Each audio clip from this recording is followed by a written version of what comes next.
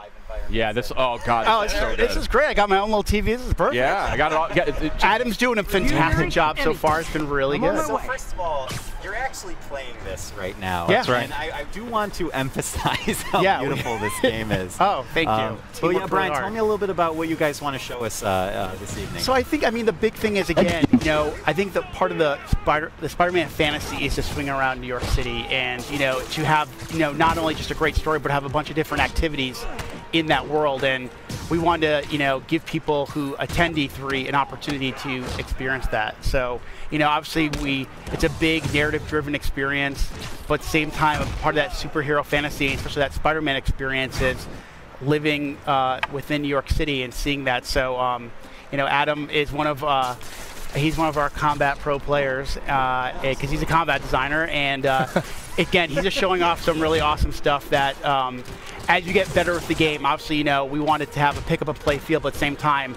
have a level of mastery and to really show off the improvisation that we've really been talking about a lot since we announced the game. I'm digging this, like sticking dudes to walls and to the floor and stuff. That looks really, really satisfying. I mean, I think the thing that's been really fun in these last, you know, I would say last 6 months since we got back from the holiday break was every week I feel like I'll take the game home or I'll be playing one night and then I'll come in and say, wow, guys, I didn't know you could do that. So I think there's a lot of that, there's that sandbox nature to it as well. So, I mean, obviously you can, you know, we have, you know, we're going to teach you mechanics, but we want you to experiment with, you know, his acrobatics, his webs, his gadgets, his suit powers. So combining all that stuff really allows for a lot of different gameplay and a lot of, you know, Spider-Man's a very expressive character, and we want players to be able to express that, whether it's in traversal or in combat. It's gorgeous. These animations, these animations are just blowing my mind. Your studio has kind of been renowned for character animation and for, you know, just fluid motion. I mean, did you guys take a lot of lessons from your previous games and really like hone in on those when you were developing? I mean, I think animation's definitely been one of the hallmarks of our company. You know, from Spyro to Ratchet to Sunset Overdrive. Yep. And I mean, you know, I remember when the Sunset Overdrive reviews came out, one person actually wrote, it would be great to see Insomniac make a Spider-Man game. And I was like, see, we should make it. See? And I think you waved your phone around to the whole studio. Exactly. We took that kind of mentality and we just injected our personality, but also, you know, what do people want, desire from a Spider-Man experience. So, you know, it was really great as I remember probably around the end of the year, end of last year, someone wrote an article about the top things they want to see in Spider-Man. And they said they want to feel like an Insomniac game. So I think that's the thing we've been really layering on in this last year is to have that, it feels like an Insomniac game as much as it does a Spider-Man game. And I love this traversal, I mean, just the fluidity of just moving over great distances very quickly. It looks like a lot of fun just moving around, and that's when you know you've got a great game. Okay, so so you know how I kind of said like experimenting, but like sometimes, you know, I mean, game development, you know, we're in meetings a lot, and then sometimes you just need to like take a break. And what I used to find myself doing was just swinging around New York City. It was almost like therapeutic. It's just kind of like when I play other games, I just walking or running or even taking a car. It feels so more natural now just to swing around like Spider-Man. So it's definitely one of those things that has that, again, just like combat, that pick and play feel, but we want players to have a level of mastery as they play and get What better. was that? Hold on a second. Okay. Very interesting what you're saying there. So like I said, so Adam showed off, I think he showed off the tripwire. It's basically a gadget that you can either attach to a piece of geometry and the enemies walk by, they'll get like grabbed and sucked back. But you can also attach it to an enemy, and if an enemy walks by, they kind of slam into each other. That is amazing. This is so cool. What's this focus meter about? Yeah, so the focus meter is basically, there's kind of a risk reward. As you build focus, you can use it to heal. Sid's having a religious experience. It just looks incredible. Okay, thank you. The team works really, really hard on it, really, really hard. Clearly. And the idea is the focus is kind of a way to, it's a risk reward. Like I said, you can either heal yourself or you can kind of, if you fill up the bar a certain way, you can actually pull off a finishing move. So, you know, as you play the game, you kind of say, well, do I want to maybe heal myself real quick, or do I want to wait for that really extravagant move to kind of take the guy out instantly. Got it. Brian, a question for you is, obviously Spidey has, with his experience being under the mask for so many years now, Yep, in 8 your years. story, 8 years. Thank you. You got to be precise. I got it.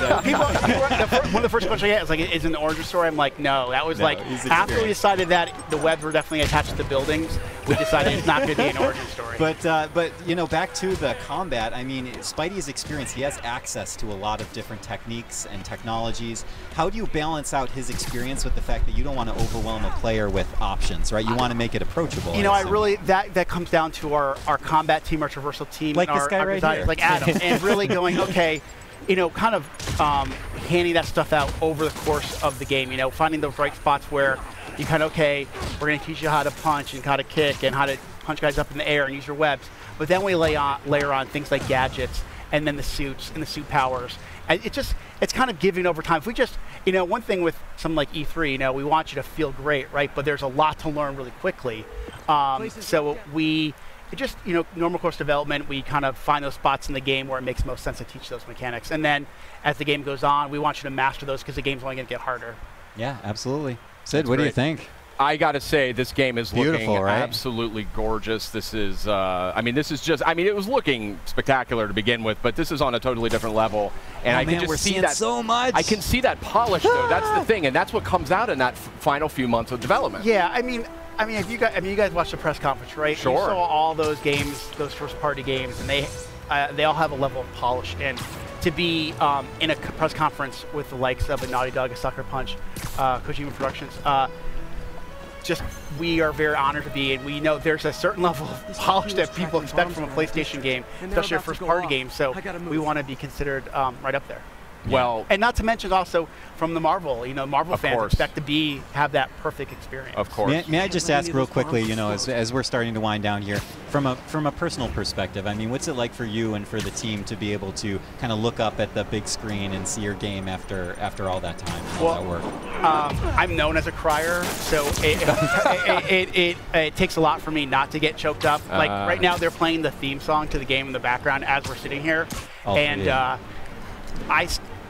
I mean, this is an amazing industry, and to be part of it is one thing, but to work on something you truly love, it's something that when you were a little kid thinking, oh my God, could I ever work on a Spider-Man game, let alone be in video games, is just absolutely surreal. I use that word a lot when I describe working on this game, and to work with a group like Sony and work with Marvel, and that feeling is felt by so many Insomniacs, so we couldn't be prouder, and the support we've gotten across the board, not only from Sony, Marvel, but also the fans, has been spectacular. Brian, it just looks incredible. I mean, there's no other word for it, and you're flabbergasted. I really am. It's stunning. I mean, just look at that. How can you not be blown away by that? But we do have a limited amount of time here, Brian. You're an industry veteran. You've been in the industry for a long time. Yeah. I know this is a lifelong dream for you working on this game.